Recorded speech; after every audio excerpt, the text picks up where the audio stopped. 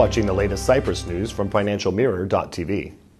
Amid the doom and gloom of news from the global financial crisis, the launch of a new breast cancer drug by a Cyprus company has produced a ray of hope for local industry. Remedica, one of the island's biggest exporters, hopes the new drug will boost worldwide sales by 20% next year. The company has already clinched a public contract worth €8 million for the supply to state hospitals of the new Aramed for the treatment of advanced breast cancer among post-menopausal women. The Cyprus government underwrites the cost of all medicines for cancer patients, and this 2-year contract is expected to save the taxpayer about 35% off alternative breast cancer drugs. The new drug claims a 13% longer survival period for patients, lowers the risk of spread to the opposite breast by 53%, and reduces the risk of recurrence by 16%. It will be available in West Europe after patents there expire in 2010. That will help Remedica exceed €50 million in exports. It is ready for export to East Europe and Asia, while efforts are also underway to sell to China. The company employs 400 people and plans to build a 5th plant in Limassol this year to meet the demand for cancer-related drugs. The business forum was held in Sharjah to enhance trade, investment, and tourism between Cyprus and the United Arab Emirates, currently estimated at €2.4 million. The event was organized by the Sharjah Chamber of Commerce and Industry in coordination with the Cyprus Chamber of Commerce and Industry, the Cyprus Ministry of Trade, Industry and Tourism, and the Cyprus Trade Center in Dubai. Delegates discussed investment opportunities opened up by Cyprus's liberal business and trade environments that include allowing foreign investors to acquire up to 100% in any domestic enterprise, no requirement for minimum level of capital investment, and tax incentives that support maximum profit. Cyprus was praised for the significant gains it has made in domestic economic and regulatory infrastructure, banking, and international finance in particular. New areas for development include shipping, aviation hubs, telecoms, and tourism. The Lord Mayor of the City of London, Alderman Ian Luter, discussed in Nicosia issues of further strengthening the commercial and economic ties between the UK and Cyprus, with an emphasis on large infrastructure projects, mainly in the public sector. These could be hospitals, schools, roads, or desalination plants. During his meetings with Cyprus government officials, the Lord Mayor said that they discussed cooperation in a number of areas.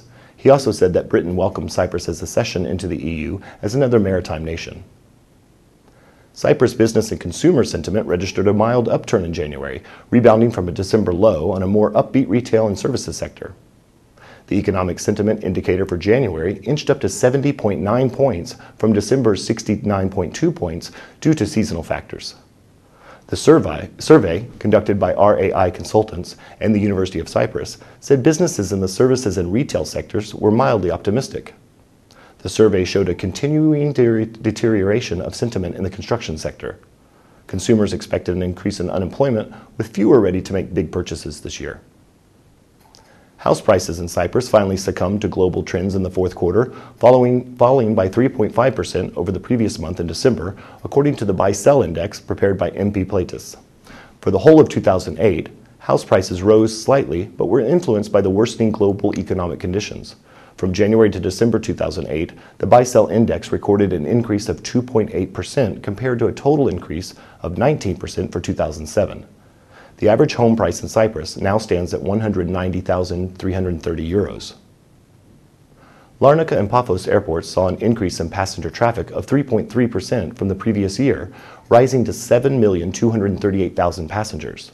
In December alone, both airports served over 320,000 passengers who traveled during the Christmas period.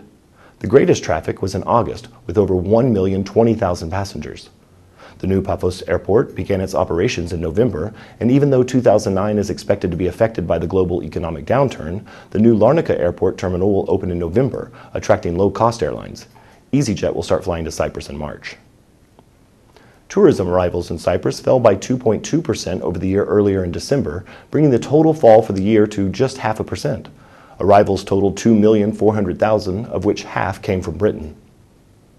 A collapse in the UK market and the fall of the sterling were the main reasons for the decline. Total arrivals from the UK fell by 3%. Arrivals from Greece fell by 45% and from Germany by 5%. The only West European market to hold up was Sweden, rising 3.3%. Tourists from Russia rose by 24% and from the United Arab Emirates by 20%.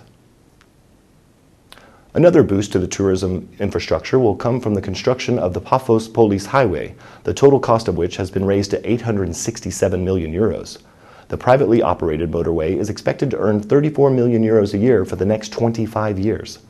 The project has been promoted through the design, build, finance, operate method and has been assigned to a consortium including French construction company Vinci and Cypriot builders JP and Cyberco. Thank you for watching FinancialMirror.tv.